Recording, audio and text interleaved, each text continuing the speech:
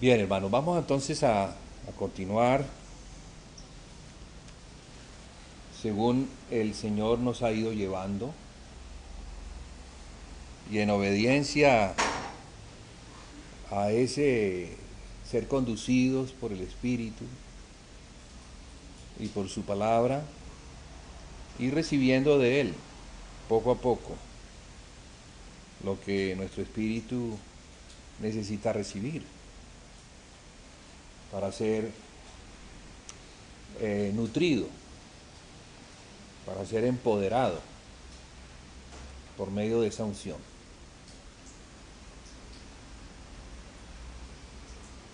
Entonces, la semana pasada quedamos en el tema, si se le puede llamar así, de la resurrección de los muertos. Y es algo que está incluido en la epístola a los Hebreos, capítulo 6, donde se dice, por tanto, dejando ya los rudimentos de la doctrina de Cristo, vamos adelante a la perfección, no echando otra vez el fundamento. Entonces aquí se menciona el fundamento. Sabemos que Pablo, apóstol, dice que él como perito arquitecto puso el fundamento, pero la iglesia, que es la que recibe el fundamento, debe sobreedificar sobre ese fundamento. Aquí hay una palabra que es concordante, que nos muestra que ese fundamento, que incluye estos elementos importantísimos, como son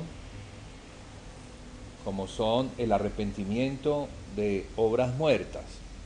Podríamos decir que es la primera etapa a conocer sobre estas realidades espirituales, las cuales son Cristo en nosotros, la esperanza de gloria, porque sin Él no hay esperanza de gloria, pero es la formación de Cristo en nosotros, la cual vamos a ir experimentando en la medida en que sobreedificamos. Entonces lo primero que debemos tener claro en nuestro comienzo de nuestra vida cristiana es el fundamento apostólico. Y este fundamento en particular, en la epístola a los Hebreos, nos muestra este primer aspecto, de arrepentirnos de las obras que son muertas, o sea, aquellas cosas que el hombre en su estado natural hace, en su estado natural, en su carne, porque no las vamos a hacer en el estado natural, sino que las vamos a hacer con la procedencia de Cristo. Como está escrito, que somos hechura suya, creados en Cristo Jesús para buenas obras, las cuales Dios preparó de antemano para que anduviéramos en ellas. Entonces, hay unas obras que no son las obras muertas, sino que son obras vivas. Las que proceden ¿de quién? De Cristo, que es el árbol de la vida. Entonces, no más comer del árbol del conocimiento del bien y del mal. No más. Porque ese fue el árbol que comieron nuestros primeros padres, y como resultado de comer de ese árbol entró el pecado. Y la naturaleza pecaminosa se hizo manifiesta. Y esa naturaleza pecaminosa es de la que el Señor nos está librando. Porque sí, hemos nacido del Espíritu, hemos nacido para Dios. Hemos nacido para hacer una obra, y es la obra para Dios, pero no la hacemos en la carne. Ya no más vamos a edificar como los antiguos edificaban, y lo hacían así porque estaban en la carne. Entonces la religión vino para enseñar de una manera temporal hasta que llegara la realidad espiritual, hasta que llegara Cristo. Una vez llega Cristo, el velo del templo se rasga, mostrando que ahora hay acceso a la presencia de Dios, porque ese acceso es por medio de Cristo. Como Él le dijo a la mujer samaritana: mujer, ha llegado la hora, la cual es ahora, en la cual los verdaderos adoradores adorarán al Padre en espíritu y en verdad. Allí, pues, esta mujer, que se iba a imaginar qué significaba eso. Pero nosotros ya lo podemos entender porque conocemos el contexto. Y el contexto del Evangelio de Juan nos muestra la necesidad de vivir por medio del Espíritu. El Evangelio de Juan hace su énfasis en Jesús viviendo por medio del Espíritu. Es el hombre espiritual, el hombre celestial, el hombre que descendió del cielo. Ese Evangelio tiene ese énfasis. Entonces nosotros ya no somos terrenales, sino que por el nuevo nacimiento o regeneración de nuestro espíritu hemos sido puestos en los lugares celestiales. Entonces la iglesia ha sido puesta en los lugares celestiales. ¿Para qué? Bueno, para que oficie sacrificios a Dios. No los sacrificios que antes se hacían en el templo, en Jerusalén, con animales, con sacerdotes que tenían dispuesto todo esto, y la ley de Moisés enseñaba cómo se debía hacer. Pero era una sombra de la realidad que ahora estamos viviendo. ¿Por causa de qué? Por causa de la muerte de Jesucristo. Allí en la cruz murió no solamente Jesucristo, sino el hombre nacido de Adán. Toda la obra que Adán hizo y hizo para Dios, allí murió, allí dejó. No más, no más. Ahora vamos a vivir diferente. Ahora vamos a vivir por medio del Espíritu, ya no más por medio de la carne. Entonces, por eso la epístola a los Hebreos menciona esto en primera instancia: arrepentimiento de las obras muertas. Esta epístola fue escrita para creyentes que se habían convertido a Jesucristo, pero que no tenían una revelación de la obra perfecta de Jesucristo en la cruz. No la tenían. Ellos todavía, aunque creían que Jesucristo era el Mesías, el Hijo de Dios, no podían vivir la vida cristiana como se debe vivir, sino que la vivían en la carne. Estaban regresando a los rituales mosaicos, lo que se hacía en el templo, a los sacrificios, en fin, a todas esas cosas que van en contra de la sangre de Jesús. Porque si nosotros nos regresamos, bueno, no es el caso de nosotros porque no somos hebreos, ni fuimos judíos, ni vivimos en el tiempo en el que había templo, porque ahora ni templo hay. Pero en ese tiempo había templo y había sacrificios, y los sacrificios eran para que la sangre de estos animales expiaran el pecado.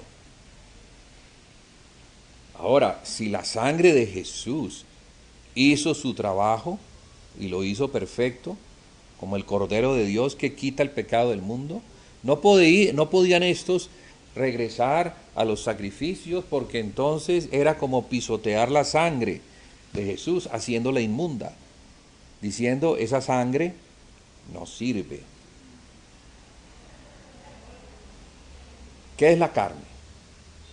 La carne se manifiesta en el hombre que no ha entrado en la dimensión de la fe, de vivir por lo que Dios dice y no por lo que Dios muestra. No por lo que Dios muestra, porque los judíos eran muy dados a pedir señales. Danos una señal para que creamos. Pero Jesús, ¿qué le dice al apóstol que pidió una señal? Más bienaventurado es el que sin ver ha creído. Y de eso se trata entonces la edificación de la casa. Vamos a edificar la casa por medio de las palabras que el Señor Jesucristo le dio a los apóstoles, y que los apóstoles enseñaron a la iglesia a guardar. Era un depósito, el depósito de la fe, que debía ser entregado a la iglesia para que la iglesia lo guardara y lo diera a la próxima generación para que también lo guardara y lo diera a la próxima generación, a fin de que generación tras generación, porque no sabíamos, o ellos no sabían cuándo iba a venir Jesús, en la venida del Señor Jesús, ese depósito tenía que estar intacto. No se había cambiado, no se había torcido, no se había diluido, pero tristemente eso pasó.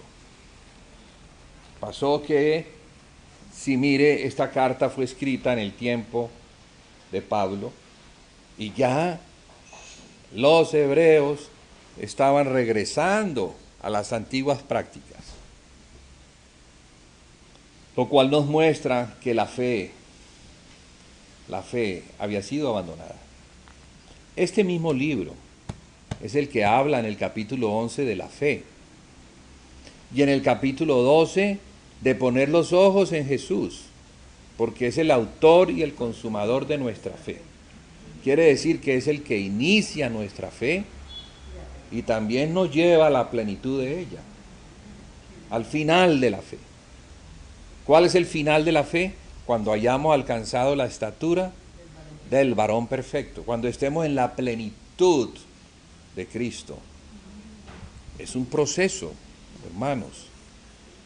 Es un proceso que demanda de nosotros atención permanente y trabajo de conjunto para edificar la iglesia, porque la iglesia es un conjunto de personas donde todas, absolutamente todas, tienen que tener la misma unidad de fe. Por eso dice, hasta que todos lleguemos a la unidad de la fe. No es la medida de la fe, sino la unidad. ¿Qué quiere decir? Unanimidad. Por eso es tan importante el que estemos no solamente juntos, sino también por el estar juntos, lleguemos a estar unánimes. Nos juntamos, ok. Nos juntamos alrededor de ¿quién? De el Señor nuestro Dios, quien nos presenta por medio de la palabra a su Hijo Jesucristo, para que oyendo por la palabra, entonces lleguemos a la unidad de la fe, a la unanimidad. Entonces la iglesia se edifica así, juntos para llegar a la unanimidad. Por eso en el capítulo 4 de la epístola a los Efesios se exhorta a guardar la unidad del Espíritu en el vínculo de la paz. Porque el Espíritu no es algo que ganamos, es algo que nos ha sido dado. El Espíritu es el regalo que Dios le da a aquellos que han visto la obra expiatoria de Cristo, han creído en ella, la han aceptado por la fe y también por la fe han nacido del Espíritu. Entonces somos nacidos de Dios, somos hijos de Dios. Tenemos el mismo espíritu que tuvo Cristo cuando estuvo en la carne, el mismo. No hay diferencia, es el mismo espíritu. El mismo espíritu que guió al Señor Jesucristo es el mismo espíritu que nos guía a nosotros ahora. El mismo espíritu que resucitó a Jesucristo de entre los muertos es el mismo espíritu que tenemos nosotros ahora. Ahora, ese espíritu tiene mucho poder, pero no puede ir en contra de la falta de colaboración. Si nosotros no colaboramos, el Espíritu Santo hasta ahí llega. No va a ir en contra de nosotros. Si nosotros no queremos, pues hasta ahí llega. Habrá que orar para que la persona que no quiere llegue a querer, pero eso ya es otra obra del Espíritu Santo, convenciendo al que no quiere para que llegue a querer. Pero estamos hablando de aquellos que quieren, de aquellos que se reúnen, de aquellos que tienen la comunión del cuerpo de Cristo, para que en esa comunión el Padre nos enseñe más de Cristo. Y al conocer más de Cristo, vayamos entonces avanzando hasta que lleguemos a la estatura del varón perfecto. Eso es sobre edificación. Pero para que se dé una buena sobreedificación y las resistencias que se pueden dar en contra de la misma, necesitamos un fundamento. Mucho de lo que hoy en día no puede lograr el Espíritu para llevar a los siervos de Dios a la edificación es porque falta fundamento. No hay fundamento en las iglesias, no lo hay. Tristemente, se enseñan muchas cosas, más de lo que se debe hacer que de lo que se debe ser. Más de que salgamos y hagamos evangelismo, salgamos y profeticemos, salgamos y echemos demonios, pero el Señor mismo le dice, eso está en Mateo capítulo 7, hablando de algunos, no de todos, hablando de algunos, que ese día, que va a ser el día del juicio, algunos dirán, Señor, Señor, en tu nombre echamos demonios, en tu nombre profetizamos, en tu nombre hicimos esto, y esto, y esto, y la lista es larga. Mas el Señor les dirá, nunca os conocí, apartaos de mí, hacedores de maldad. ¿Por qué hacedores de maldad? ¿Dónde está la maldad? ¿Dónde? Está en nuestra alma.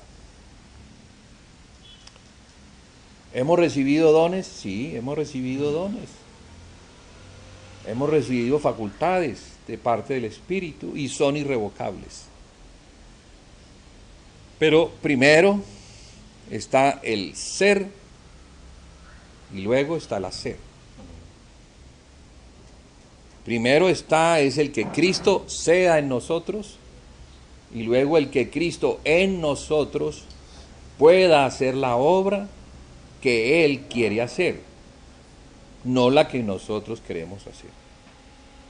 Entonces esto es muy importante, darle a Cristo su lugar, permitirle a Cristo que por la fe habite en nuestros corazones. Dice que por la fe. Entonces Cristo no va a habitar en nuestro corazón simplemente porque yo diga tengo fe. No, tengo que definir lo que significa la fe. Porque la fe, ¿qué es?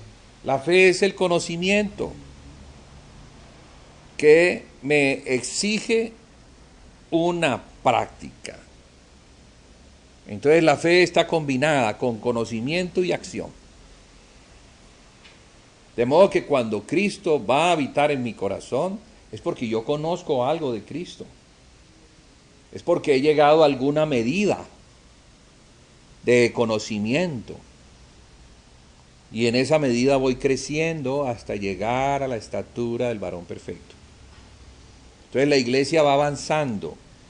La iglesia no comienza sus primeros pasos teniendo una supercomunión. No. No. Es muy difícil tener una comunión si no se tiene la fe. Es muy difícil. Entonces a veces confundimos relaciones con comunión, porque naturalmente somos relacionales y nos relacionamos con algunos y más con algunos que con otros, porque así somos nosotros. Tenemos preferencias, gustos, nos identificamos con algunos, con otros no nos identificamos. Ese es un aspecto de la carne, del hombre natural. Y podemos confundir lo que es la comunión con ese tipo de relación. Pero la comunión no tiene nada que ver con eso.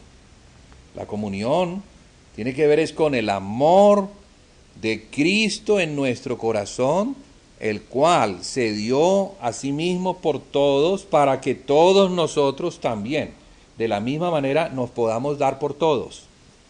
Es una gran diferencia. Y es más, podría yo decir que el enemigo del amor de Dios es el amor humano. Porque el amor humano puede confundir y llegar a creer que sí, que está amando, pero resulta que no está amando como Cristo ama. Necesitamos entonces ser llenos de Cristo por la fe, por el conocimiento.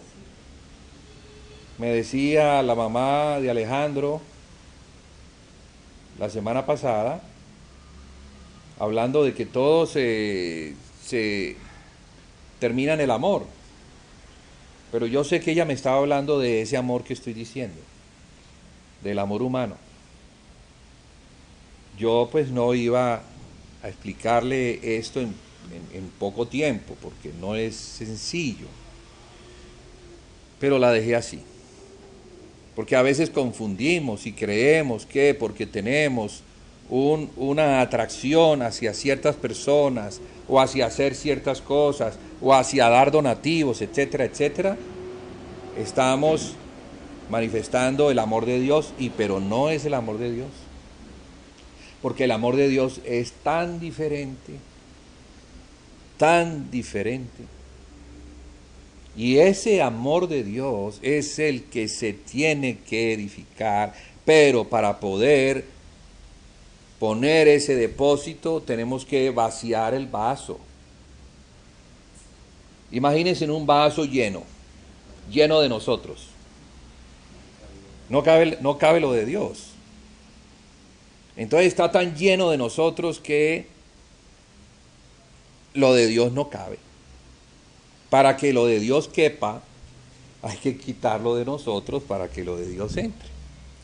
Amén. Y eso es el proceso de la cruz, lo que logra la cruz, lo que logra el niéguese a sí mismo, tome su cruz cada día y sígame. La cruz es lo único que resuelve la naturalidad. Lo único que logra que el aspecto natural, que la vida natural que hay en nuestra alma deje lugar para que la vida de Dios tome su lugar en el corazón. Vaciarnos de nosotros para llenarnos de Cristo. Entonces el arrepentimiento de las obras muertas apunta a eso. Apunta a vaciarnos de nosotros. Porque nuestro corazón es engañoso y más que todas las cosas. Y nosotros no lo conocemos. Somos engañados por nuestro corazón. Gracias a Dios, el único que conoce el corazón es Dios. el único que puede examinar y darse cuenta si lo que hay en ese corazón proviene de Cristo o todavía proviene de nosotros. Porque Jesucristo, como el sumo sacerdote, tiene la responsabilidad de edificarle una casa al Padre. Y esa casa somos nosotros. Pero el trabajo de Cristo es quitar todo lo de nosotros para poner todo lo de Él. Amén. El sumo sacerdote, ese es el trabajo que hace. Como Dios puede hacer ese trabajo. Porque es el único que conoce las dimensiones de la casa de Dios. Él es el único que sabe cuál es la altura, que sabe cuál es el fondo, sabe cuál es el ancho y la profundidad. Porque esa casa es Él mismo. Entonces, Él es el diseño. Todo tiene que cuadrar, amoldarse a Él mismo. Nada de nosotros, todo de Cristo. Sí.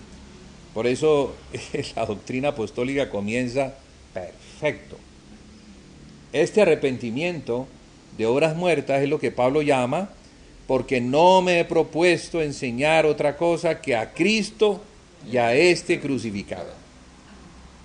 Por ahí arrancaba la doctrina paulina. No me he propuesto enseñar otra cosa. Fíjese cómo era de importante para el apóstol este asunto. Cómo es de importante para nosotros arrancar por allí. Entender que la iglesia no podrá llegar a ser a menos de que la iglesia pueda un día llegar a decir: con Cristo estamos juntamente crucificados y ya no vivimos más, mas Cristo vive en mí. Eso lo dijo un hombre. Y de verdad no lo dijo por exaltarse o por darse gloria, sino porque era cierto. Pero eso es lo que la iglesia un día tiene que llegar a decir. Un día tenemos que llegar a decir eso. Ese día, cuando la iglesia llegue a esa plenitud, a ese conocimiento que no es un conocimiento intelectual, sino que es la experiencia de la vida de Cristo en nosotros. Ese es el conocimiento, la intimidad de Cristo en nosotros, formándose hasta que, así como un niño se forma en una mujer, da a luz, después de un periodo, después de unas semanas. Son como 48 semanas. ¿Cuántas semanas son? Son 9 meses.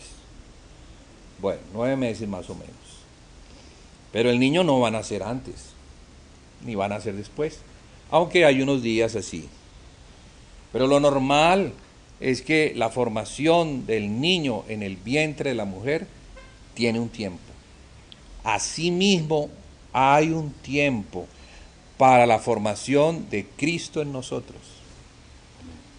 Pablo lo dijo.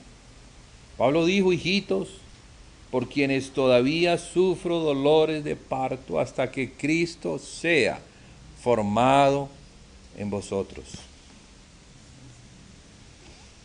Bien, yo no digo esto para que nos desanimemos, sino al contrario, para que veamos que hay un proceso. Y en ese proceso debemos colaborar todos, porque hermanos, hemos llegado ya al tiempo final. El tiempo final es el tiempo donde el Señor se va a presentar la iglesia, donde el Señor a lo largo de 2000 años ha venido trabajando, y ese trabajo es la iglesia misma. Entonces nosotros no somos un accidente, sino que nosotros somos el resultado del trabajo de Cristo en hermanos que están detrás de nosotros y que están detrás de otros y de otros y de otros y de otros. Y los primeros, que son el fundamento, son los apóstoles. Los primeros, con los que primero el Señor trabajó. Y sobre esos apóstoles, sobre los hombros de esos apóstoles, está la iglesia completa. Entonces el trabajo de los apóstoles ese fundamento que los apóstoles colocaron es tan sólido que garantiza que la sobreedificación hecha sobre ese fundamento quede completa. Por eso estamos hablando tanto de eso. Por eso es tan importante no pasar de largo y decir, no, listo, ya, da 2, 3 sesiones y se acabó, sigamos adelante. No, yo no creo.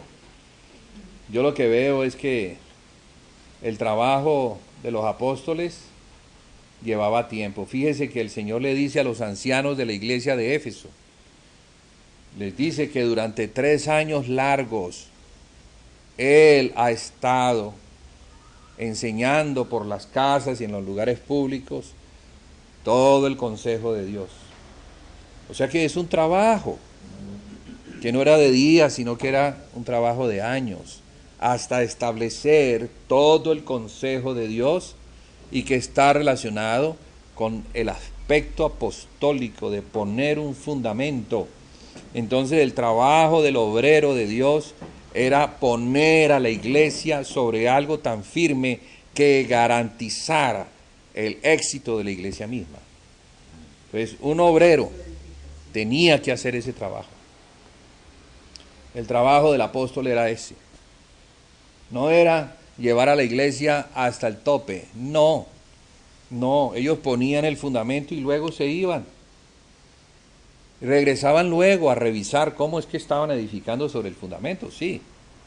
A ver si estaban en orden, a ver qué problemas tenían. Entonces muchas de las cartas apostólicas son cartas correctivas a una iglesia a la cual se le dio el fundamento, pero que estaban sobreedificando equivocadamente. Equivocadamente, porque se puede también eso, ¿no? Se puede poner el fundamento y luego sobreedificar equivocadamente. Entonces para eso están los otros ministerios. Los otros ministerios el Señor los ha dejado, ¿para qué? Para corregir, para enseñar, para instruir, para guiar. Entonces aparecen los profetas, aparecen los maestros, los evangelistas, los pastores, etc. Porque los pastores cuidan que la iglesia, sí, como un rebaño, esté caminando a lo largo de ese fundamento. Entonces los pastores o ancianos o presbíteros, como la Biblia les llama, y que son las mismas personas, solo que de acuerdo a la función, a lo que hacen, pues se les da el nombre. Entonces, como pastor, ¿cuál es el oficio? Pues lo que hace un pastor, que es cuidar un rebaño. Velar para que el rebaño se mantenga. Velar para que el rebaño tenga pastos. Habla de la palabra. Velar para que el rebaño tenga aguas limpias. Está hablando de la palabra. O sea que los pastores son los que dan la palabra para que el alimento que reciben las ovejas por medio de la palabra les nutra. Y en esa nutrición entonces estén fuertes, estén libres, puedan hacer la obra. Pero también están los maestros. Los maestros son los que enseñan la palabra, los pasos, paso 1, paso 2, paso 3, paso 4. Se aseguran de que quien está recibiendo haya recibido, haya entendido y pueda, de acuerdo al entendimiento, hacer lo que tienen que hacer. Entonces el maestro no pasa a la ligera, sino que repite y vuelve y repite y vuelve y repite, y se puede convertir en una persona cansona por la repetidera. Pero es el don de Cristo. No es él, sino que es Cristo asegurándose de que la persona, el miembro del cuerpo de Cristo, está recibiendo lo que necesita recibir para hacer lo que debe hacer. Pues por eso los maestros están allí también. Están también los profetas, ministerio muy importante en la casa del Señor. Pues ellos tienen la facultad de ver por medio del Espíritu lo que otros no ven. Ellos son los que ven y disciernen por medio de un olfato espiritual que se está metiendo algo que no es. Son como pastores con olfatos especiales que ven al lobo vestido de oveja.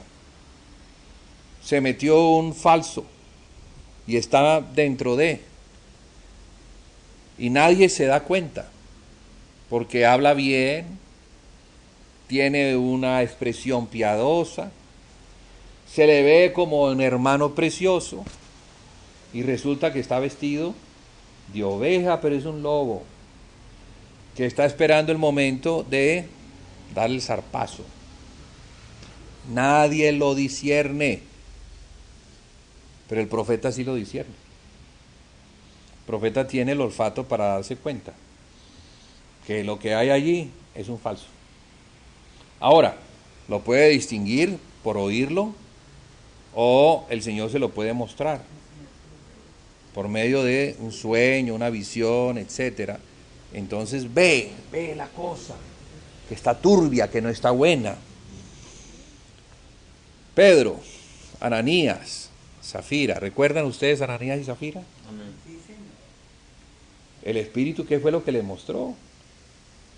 Mire, externamente eran unos hermanos preciosos que estaban entregando una gran ofrenda. Habían vendido una propiedad y estaban entregando una ofrenda. Se la estaban entregando a los apóstoles, porque los apóstoles son los que reciben la ofrenda y ellos la reparten según la necesidad. Pero el Espíritu le muestra que lo que ellos hicieron no es limpio. Estaban engañando al Espíritu Santo. Y habían dicho que la ofrenda, lo que estaban entregando, era el resultado de la venta. Sin embargo, ellos se habían guardado una parte. Estaban mintiendo.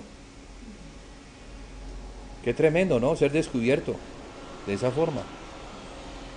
Qué tremendo hacer algo que nadie ve, que está bien oculto, pero que el Espíritu se lo muestra al hombre de la casa, para que no haya pecado dentro de la casa, para que no haya anatema, porque es que el anatema dentro de la casa trae maldición, y Dios no quiere que la casa tenga anatema, y ahí había un anatema. Entonces son los dones espirituales que deben ser restaurados. ¿Para qué? Para la limpieza, para la pureza, para la santidad de la casa. Amén, hermanos. Pero ¿no era que eso era muy terrible? ¿Se imagina eso? No se le puede mentir al Espíritu Santo. Así comenzó la iglesia. Y claro, una iglesia donde todo el mundo caminaba alineado, sabiendo que lo que hacía, lo hacía delante de Dios, donde nadie mentía, porque si mentía iba a ser descubierto. Entonces, es una iglesia muy gloriosa, muy gloriosa. Y yo creo que el Señor está edificando para llegar a ser una iglesia así de gloriosa y aún más. Amén. Porque dice que la gloria postrera será mayor que la primera. Entonces, si la gloria primera fue así, ¿cómo será la gloria postrera? Por eso es que yo veo en Apocalipsis a dos testigos, hermanos. Dos testigos que son hombres perfectos en Cristo, a quienes el Señor va a usar, y los va a usar con mucho poder, porque en ellos no se encuentra defecto. Pero hay algo en esa palabra, y es que son hombres corporativos, no son individuos, sino que son candeleros. Y candelero nos habla de qué? De la iglesia. del cuerpo de Cristo. Entonces, porque ahí lo mismo lo dice, son los dos candeleros, y está en Apocalipsis, y en Apocalipsis los candeleros son las iglesias. Entonces, si el mismo Espíritu le muestra a Juan, le revela el misterio de los candeleros y le dice que los candeleros son las 7 iglesias, y el mismo Juan se le muestra a los dos testigos como candeleros, yo creo que Juan no está hablando de individuos. Somos nosotros los que necesitamos entender mejor las Escrituras, más revelación, y poder ver que estos candeleros, 2 candeleros, representan 2 iglesias. ¿Y por qué 2? Y no 3 o 1. ¿Por qué 2? Porque la Biblia dice que toda palabra debe ser examinada a la luz de 2 testigos. Debe haber 2 testigos que hayan visto lo mismo. Uno solo, ¿será que sí? Puede ser, puede no ser. Pero para que no haya dudas, hay un segundo que vio lo mismo. Entonces, cuando son 2 ojos los que ven, entonces, cuando son 2 ojos, tenemos 2 ojos, ¿verdad? No uno. El Señor quiso que fueran 2 ojos para tener una correcta perspectiva, para poder ver las cosas claras. Entonces, estos 2 testigos muestran lo mismo. ¿Qué es lo que está mostrando? Algo relacionado con Cristo. Porque el testimonio de los testigos no va a ser el testimonio de lo que vio Moisés, ni de lo que vio Elías, ni de lo que vio Enoc. Como algunos dicen que esos testigos deben ser Enoc, o Moisés, o Elías. Bueno, fueron testigos en su tiempo. Sí, buenos testigos, buenos. Pero qué mejores testigos que nosotros, los que vivimos ahora, los que estamos sobre los hombros de todos los demás que a lo largo de 2000 años han batallado para lograr un testimonio. Porque son los testigos del final. ¿Sí? Y qué glorioso que no sean 2 individuos, sino que sean 2 comunidades de creyentes que han visto lo mismo. Por eso la edificación del cuerpo de Cristo es tan importante. Porque cuando una iglesia llega a la estatura, eso es testimonio.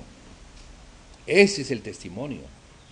El testimonio es decir, Dios lo dijo, Cristo lo hizo y nosotros somos el fruto de lo que Cristo ha hecho. ¿Ve? Entonces eso es lo que da autoridad. Lo que da autoridad es llegar a la estatura del varón perfecto. Porque así dice, hasta que lleguemos a la estatura del varón perfecto. Entonces el Señor está formando una iglesia de la cual va a tomar para sí y para que esa iglesia que de verdad le creyó a Él y que puede ahora demostrar que su palabra es verdad, tenga la autoridad para predicar en el mundo entero. Principalmente a los judíos, que son los más duros de recibir, porque ellos son los que no han querido recibir. ¿Y sabe por qué no reciben? Porque Satanás no cree la predicación del evangélico.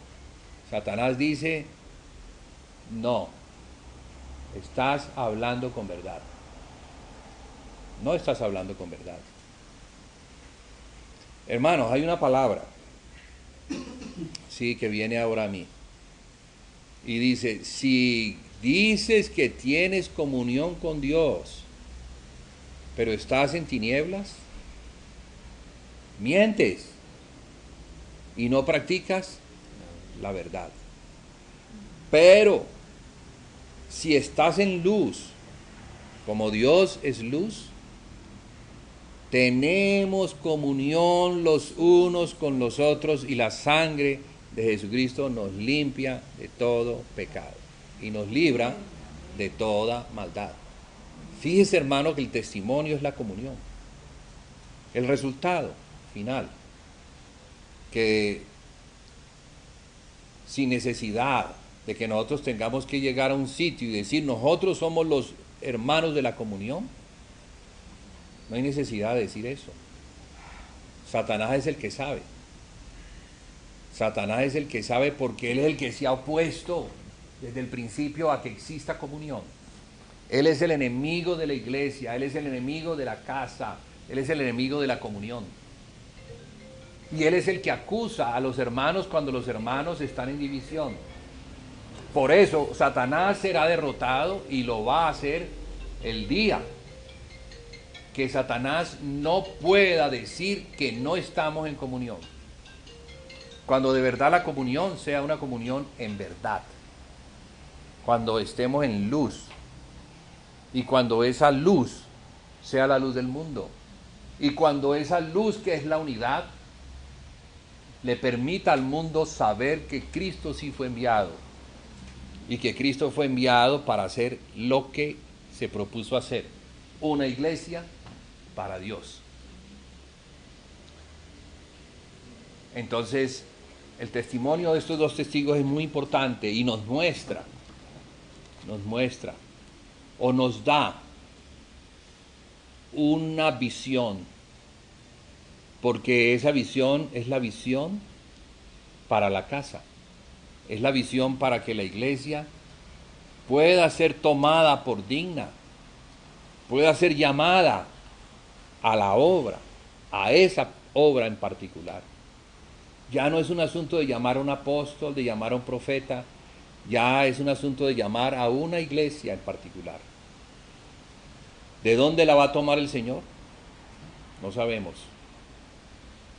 No sabemos. ¿Quiénes serán tomados? ¿Quiénes serán tomados?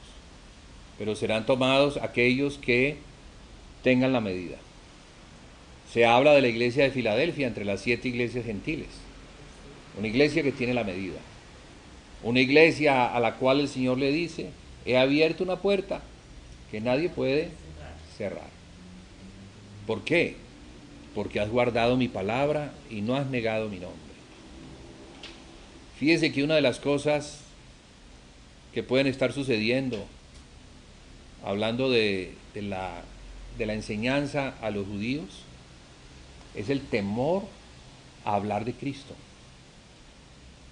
Yo sé que hay muchos judíos que hoy en día saben que Jesús es el Mesías, pero no se atreven a confesar su nombre. No se atreven a hablar en público. No lo dicen. ¿Por temor a quién? Por temor al hombre. Por temor al hombre. No están dispuestos a dar sus vidas. No lo hacen porque saben que eso les va a costar el ser expulsados de la comunidad, el que sus familias no los quieran volver a ver, el que puedan perder privilegios económicos, etc. O sea, niegan el nombre de Jesucristo. Pero la iglesia de Filadelfia no solamente guarda la palabra, hermano, sino que no niega su nombre. Ahora, no negar su nombre implica muchas cosas. Implica dar la vida por él.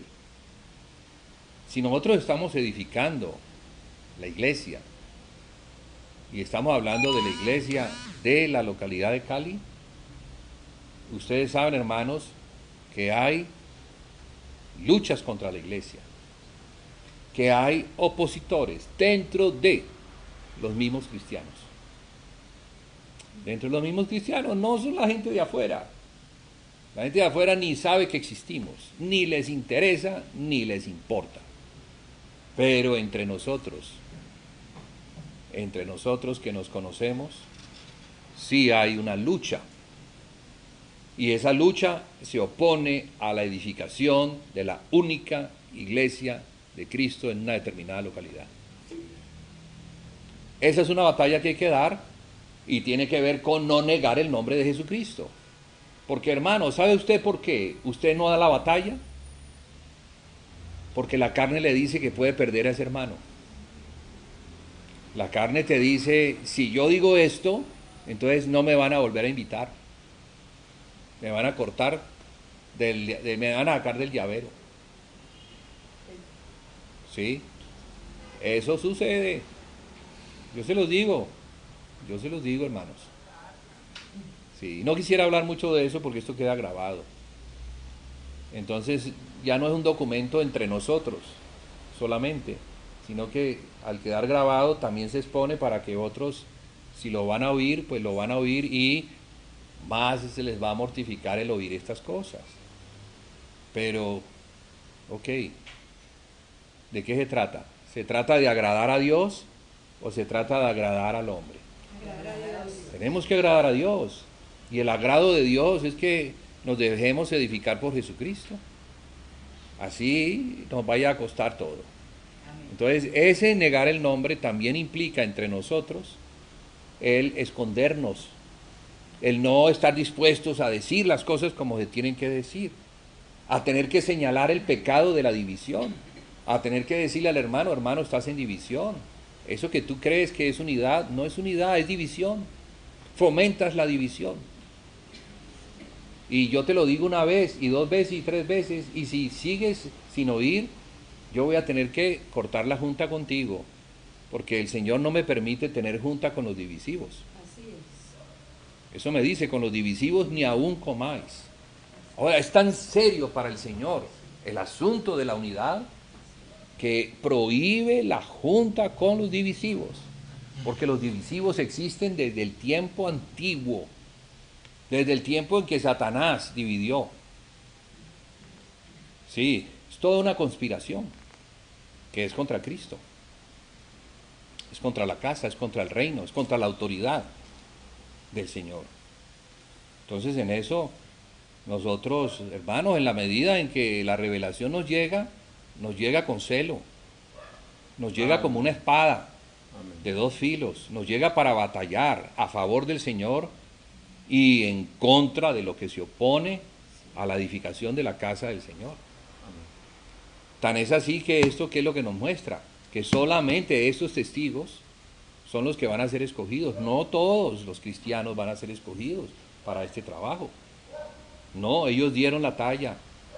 Testigo, la palabra testigo es la palabra en griego martyrus, que significa mártir, o sea, aquella persona que vio y lo que vio lo llevó a dar su vida por esa causa. Pablo vio, bueno, Pablo no, Saulo, porque era Saulo, antes de ser Pablo. Pablo vio y no fue renuente a la visión, al punto que entregó su vida por esa causa, por eso que vio. Y su vida es su vida literalmente. Es su vida literal. Sí, pero no nos distraigamos. Bueno, ok, no nos distraigamos. Están quemando. Esas quemas son pasajeras. Hermano, la visión. Hay que orar para que el Señor nos dé visión.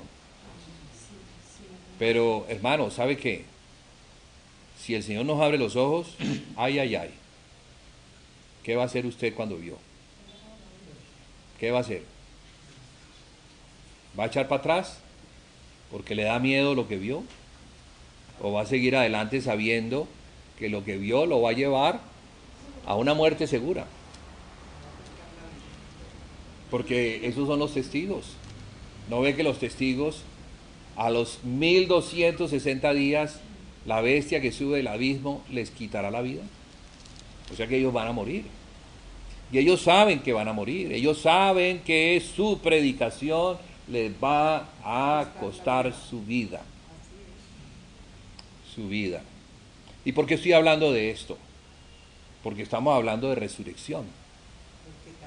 Entonces, si entendemos que la resurrección es el resultado de entregar nuestra vida, debemos tener claro que la entrega de nuestra vida traerá como consecuencia una gloria, y esa gloria es la resurrección.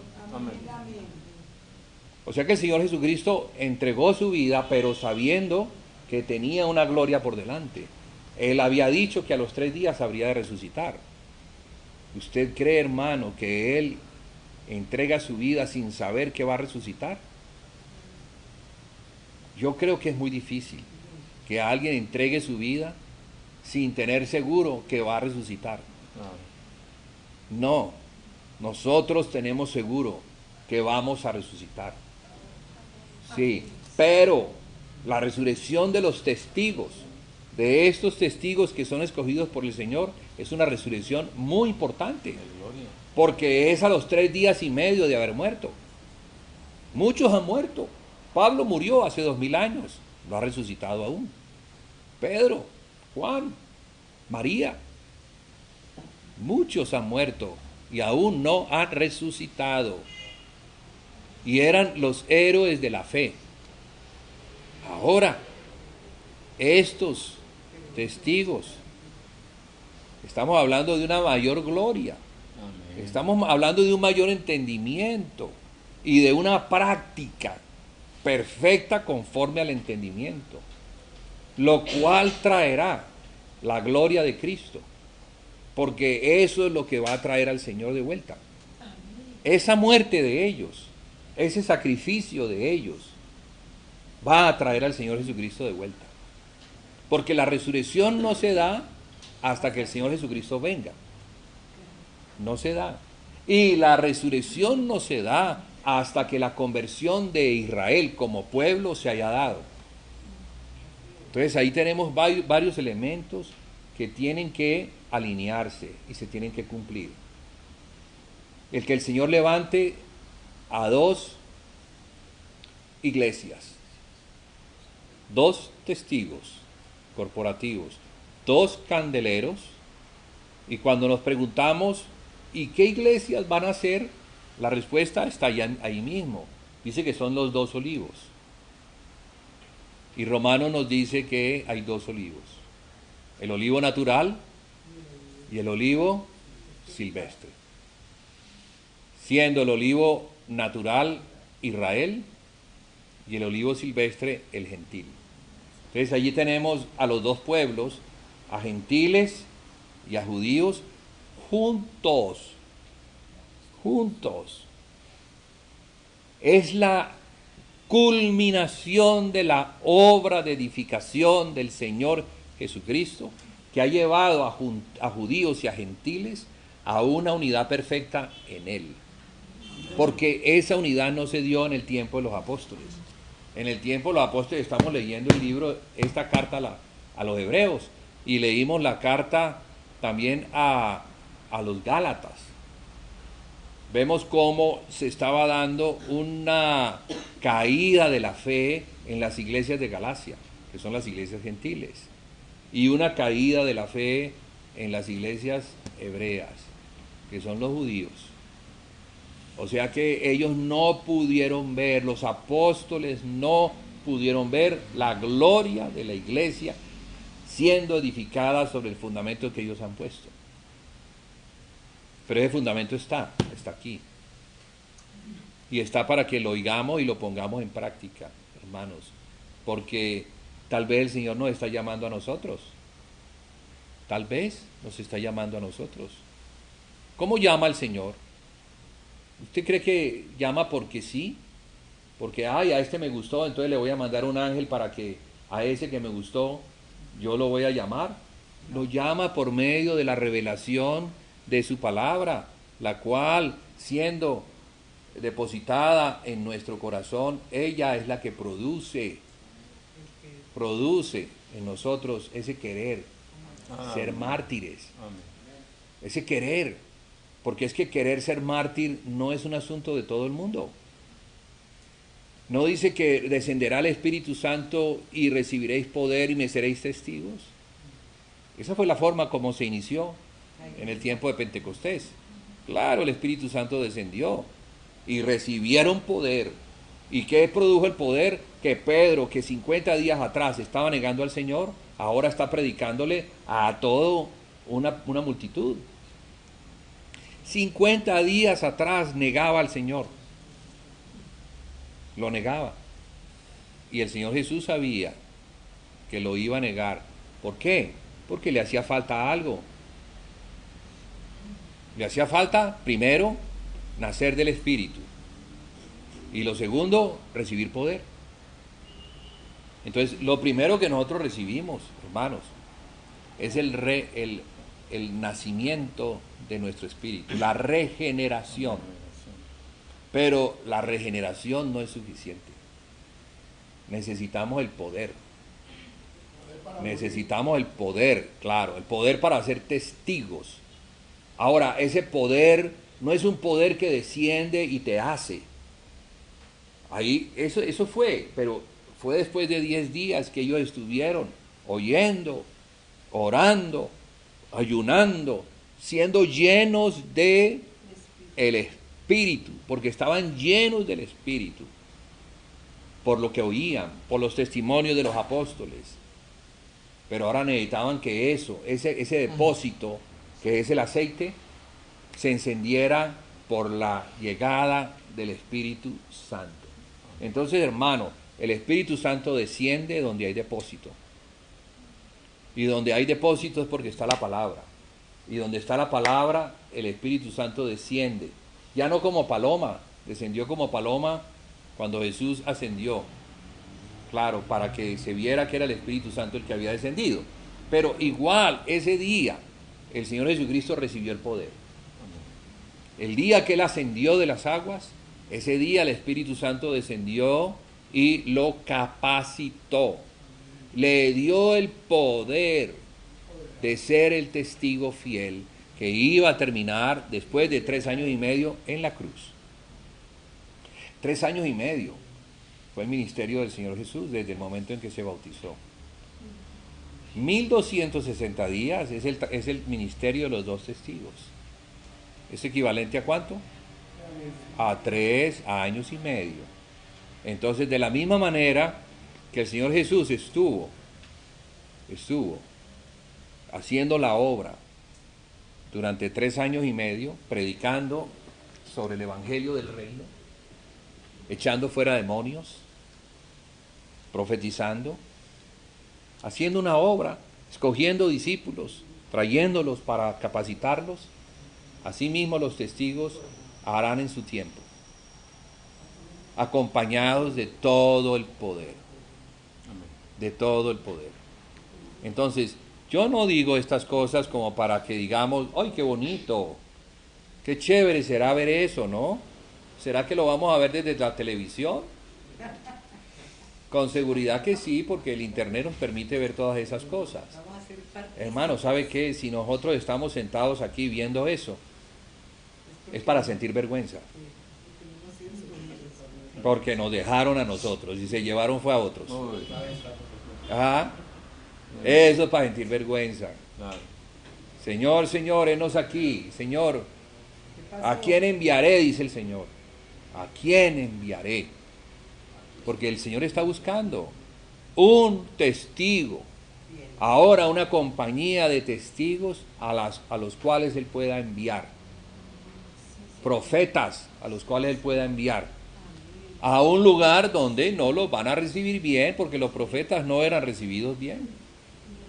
De hecho, lo que el Señor habla, de dar la mejilla, cuando le peguen la cachetada, allá se va a poner en práctica. Vaya allá a predicar a ver cómo le reciben. Le van a dar su cachetada. Pero no se puede poner bravo. Tienes que poner la otra mejilla. Allá te vas a dar cuenta de lo que es un enemigo por el cual hay que orar. Allá te vas a dar cuenta que te piden la capa y vas a tener que darlo todo. Porque esa es la lucha. Y se trata de eso. Se trata de ganar a los enemigos de Cristo. Es hasta que el Señor nuestro Dios ponga a sus enemigos por estrado de sus pies. Ellos son los enemigos de Cristo, no son los amigos. Llevan 2000 años de contrariedad, de enemistad. Y principalmente son los rabinos. Son los rabinos. Porque saben, hermano, el pueblo no hace nada que el rabino no diga que haga. Allá la obediencia al rabinato, o sea, el rabino es como Dios. Para ellos el rabino es Dios, es la palabra de Dios. Si el rabino dice no, no. Si el rabino dice sí, sí. Entonces los que tienen que convertir son los rabinos. Ellos, los que más guerra le han hecho al Señor Jesucristo. Los que más en contravía están contra el Señor mismo. Muchos de ellos han leído el Antiguo Testamento, pero ¿para qué lo han leído? Para refutarlo, no para convertirse, sino para refutarlo, para sacar de allí cosas que son en contravía del Evangelio que traen los que vienen de afuera. Entonces, no va a ser fácil esa batalla, no va a ser fácil romperle el espinazo a la serpiente. La serpiente está esperando que fracasemos, como ha sucedido por siglos. Pero la Biblia nos muestra en su profecía que la serpiente va a ser vencida, va a ser derrotada. En Apocalipsis 12, Satanás es vencido por medio de la sangre del Cordero, de la palabra del testimonio de ellos. Y fíjese lo que dice al final: porque menospreciaron sus vidas hasta la muerte. ¿De quién está hablando? Está hablando de los testigos. Está hablando de aquellos que tienen un poder supremo, que es la sangre del Cordero, que es la que los guarda. Pero también tienen una palabra que dar, que es la palabra que ellos van a predicar durante ese tiempo. Y saben que esa palabra les va a costar la vida. Pero están dispuestos. Ahora, si el Señor enviara un ángel, un mensajero, y me dijera: ¿tú estarías listo para dar tu vida por esta causa? ¿Qué le responderíamos? No respondamos tan rápido como Pedro.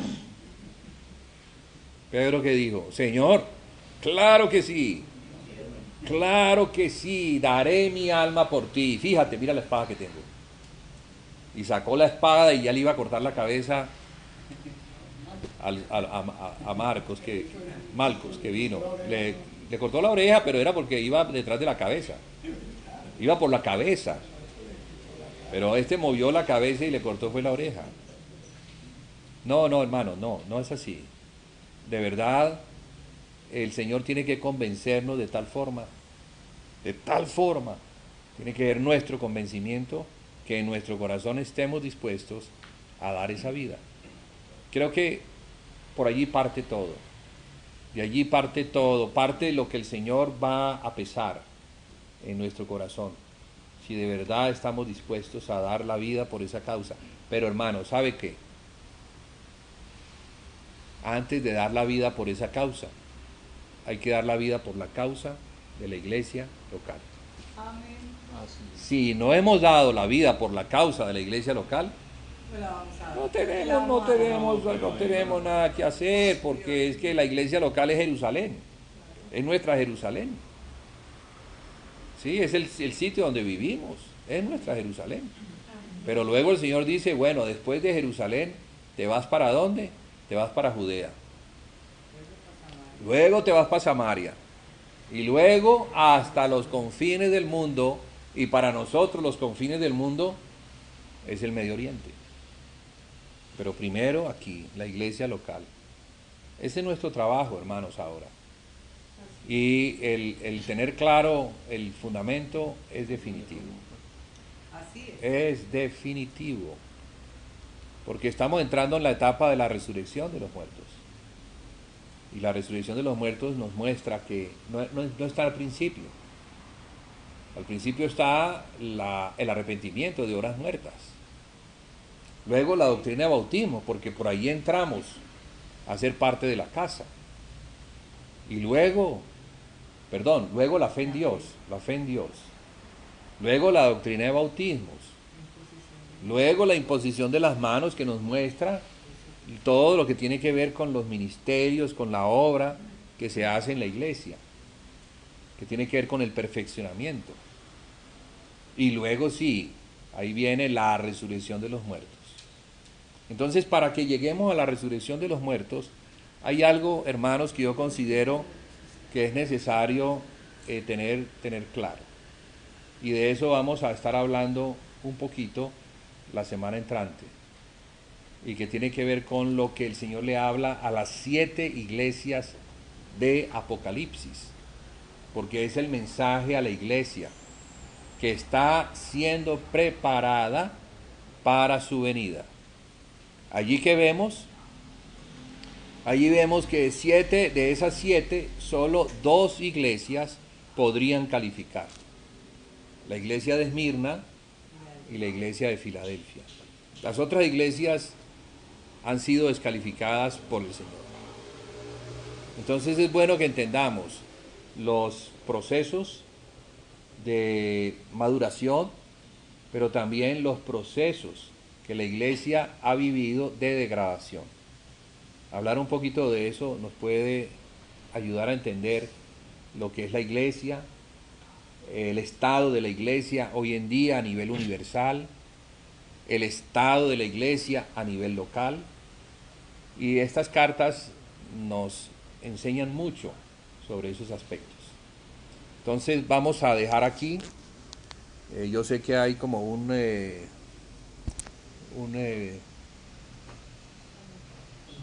humo que está afectando fuerte. Entonces no vamos a forzar mucho esto hoy.